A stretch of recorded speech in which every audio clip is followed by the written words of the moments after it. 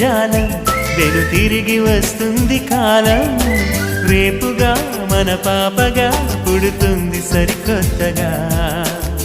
నీవు నాకు తోడుగా నేను నీకు నీడగా ప్రతి రేయి తీయగా పిలుస్తోంది హాయిగా ఇలా ఉండిపోతే చాలుగా